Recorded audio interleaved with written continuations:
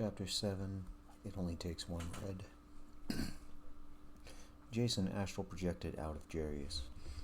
The glowing green Jason took in the view. You know, your power is also my power. They will follow my command as well. Jason pointed at a nearby zombie. Rip off your arm. The zombie pulled at its arm until the flesh and muscle tore off, ripping the bone clear out of the socket. When the zombie finished, it dropped the arm and stood awaiting another command. I'm glad you're amused, although I would prefer you concentrate more on Nezron. You're free to do as you please, Jerious said. I can't stop Nezron. I can only distract him and delay him for now. Jerious screamed, falling down and shaking in convulsions. His mouth foamed and eyes rattled in their sockets. I suppose it's about that time. Jason's green faded as he ended his astral projection. The four Klemos and Theresa stood at the center of the ruins of Overby. Junior fell to his knees, dropping his weapon fission in the process. Klemo, I am sorry you lost your friend, Fission said. Theresa leaned down to Junior, wrapping her arms around him. A tear streamed down his face. Gray, Twinkle, and Magic stood together, facing each other in a triangle visible from Junior's location, too far to be within earshot. This is bad. Twinkle spoke first. Magic lifted his hand.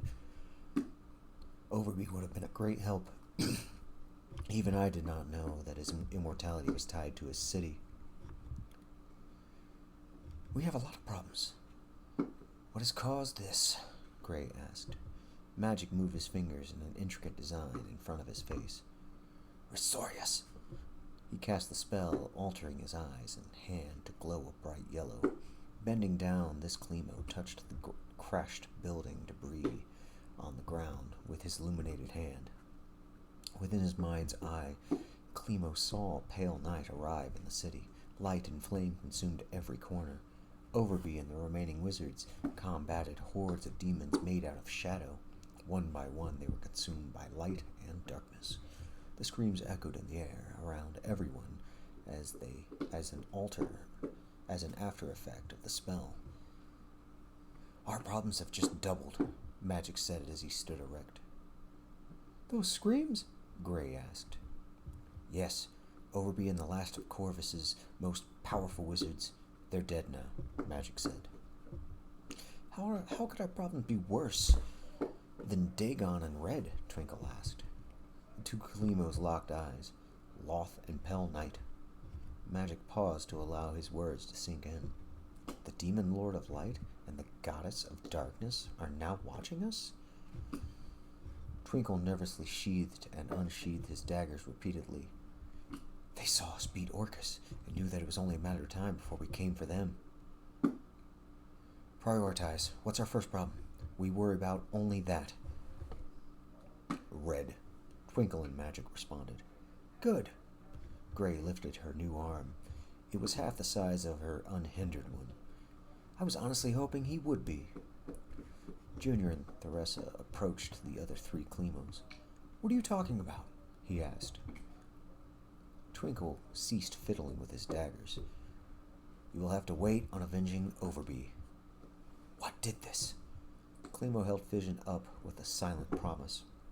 Magic's eyes and hand reverted to normal. Something far more powerful than we can handle. Junior held a scowl, waiting for Magic to answer. Closing his eyes, taking in a deep breath, then exhaling, Magic continued. A demon lord named Pale Night and the Goddess of Darkness and Spiders, Loth. Get your shit ready. We go back to the abyss.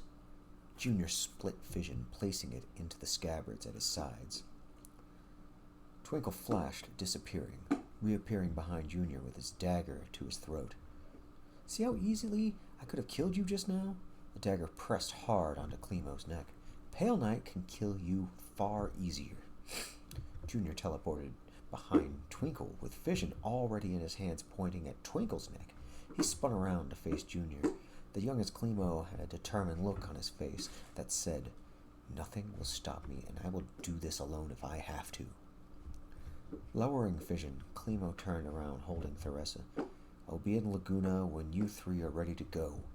They vanished from sight, teleporting away. A dark room contained only the Klemo known as Red.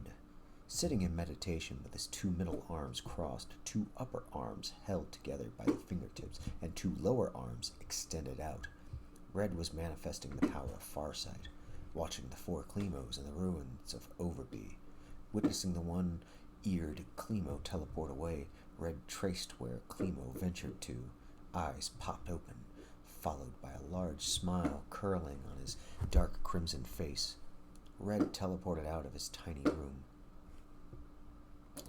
The mind of Jerious Kane. Jerious pulled on his restraints once again. The room was dark, revealing nothing. This again? I would think that a deity can come up with something different every once in a while. I know I did. The difference is quite simple, Jerious. Nezron's voice echoed from the darkness. Loth is no longer amused by your torture. She has ordered me to kill you. Jerious laughed. Then why am I still alive? Or did Loth make such a good copy of you that you have Nezron's incompetence as well? Not but 30 feet straight in front, red eyes lit up. Those eyes rushed forward until they were face to face. Nezron bore those eyes. Their hatred stared into Jerious. I will kill you! Jerious only responded with laughter. Nezron ripped off his prisoner's arm, causing him to howl in pain, yet still laughing between the pain. You are a weak and powerless echo of a ghost. Blood gushed from the wound. The eyes ignited in flames, searing the flesh of Jerious. Strong burning sensations overwhelmed his olfactory senses. Even through his new pain, he stubbornly continued his smile. You will not get the satisfaction of hearing me beg. Jerious attempted to spit, but nothing came out of his dry mouth. Nezron ripped off the second arm. Blood splashed on the floor. Thrusting his fist through Jerious' chest, Nezron ripped the heart straight through the back. The laughter faded as virtual death overtook him. Breathing heavily from the dream, Jerious still smiled. Why are you happy about that? Jason asked.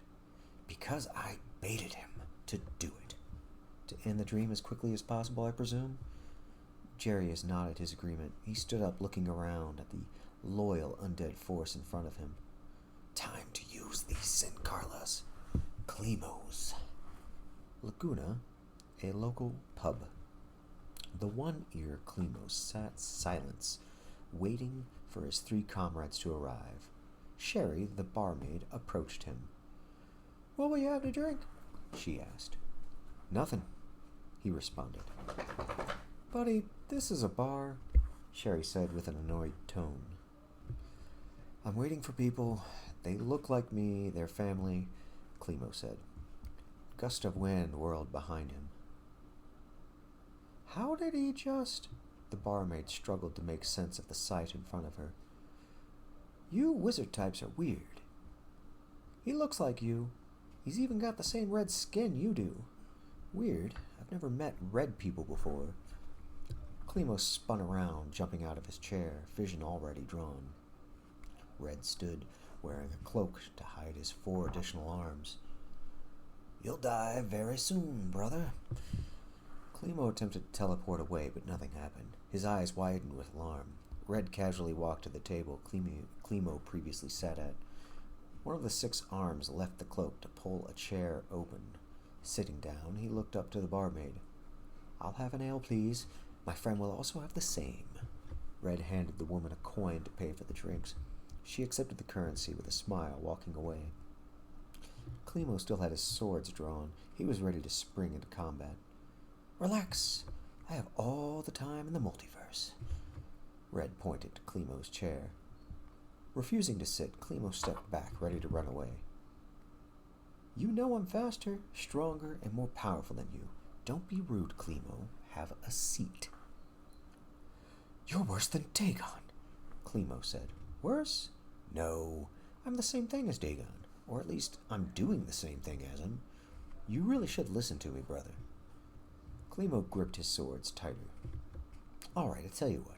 If you sit and listen to me, I promise to give you a 10-minute head start to run away from me. Klemo, maybe we should listen to him, Fission said. Klemo couldn't believe his ear. Was Fission actually saying this? Fission, you know he is just trying to trick us. Red patiently waited for Klemo to sit down, his hand perpetually held open, pointing to Klemo's seat. You do realize I'm more powerful than the Jason the Metamind, the hero you worship so much?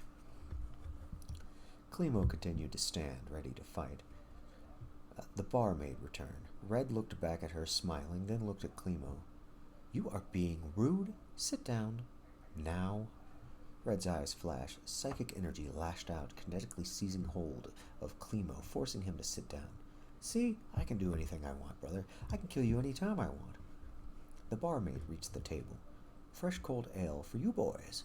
She left without another word. Why haven't you killed me? Klemo was kinetically forced to drink from his ale. The imposition caused him to contort his face. Oh, come on, I ordered your favorite drink. Red chuckled. How can you be a Klemo and yet murder us like this? Klemo asked. Ah, I am glad you asked, brother. You see, I, like every other Klemo, differ. My primary difference is my desire and hunger to be more.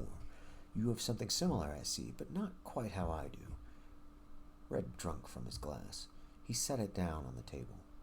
You see, Dagon is doing the exact same thing I'm doing, that is, absorbing the psychic energy, memories, talents, skills, and capability of psychics. He has your friends Jason and Alvaro. What? Klemo blurted. Yes, that's right. He also has taken a great number of Klemos. Do you understand that, brother? Red asked. So Dagon, was those tentacles and portals that what prevented the escape from the city? Klemo stumbled over his words. Correct. Do you understand how bad it would be for Dagon to have every Klemo? Red asked. He would be unstoppable, Klemo said. Correct. So ask yourself, who would you honestly rather absorb Klemos? A demon lord who has taken your hero, or another Klemo? This is ridiculous. You can't possibly suggest that your way has some sort of moral high ground. Moral? No. I make no such claim. Drink your drink. Red made Klemo and himself drink at the same time. I'm just referring to preference. Think about it. You'll live forever inside of me. All of your memories will join mine, and you will not die by Dagon. Still don't understand the point of you telling me this. Why not just kill me and be done with it? Oh, well, because I want to use you as bait, of course. What could Twinkle, Magic, and Grape possibly offer you that you don't already have? Klemo asked. Oh, no, the remaining Klemos have nothing to offer me that I don't already have, know, or have. None of your memories are unique, and I can already do what all of you can do, and more, of course. At this point, I'm just bolstering my psychic energy. I've taken most Klemos already. The psychic energy is where it's all at now. Just kill me now. I won't help you. Red bellowed, laughter echoing in the room, becoming deeper the longer he laughed. The sound he made vibrated the room, causing most of the glasses to shatter. The barmaid, as well as other patrons, covered their ears from the shrieking pain. The room even darkened. Oh, silly little Klemo, you act as if you have a choice. Patrons ran out of the pub, driven by their justified fear. Red looked around, observing the damage. Oh dear, I have made a mess. He looked directly at his counterpart. You know, I actually like this place. It would be a shame if I let it get trashed like this. Red's eyes flashed as psychic energy swept through, fixing every broken piece of glass. Within seconds, it looked as it did moments ago. The barmaid attempted to run out. The door slammed in front of her, preventing her escape. Now. Someone has to run the register. I would much prefer if you stayed, my dear, Red insisted. End of chapter 7.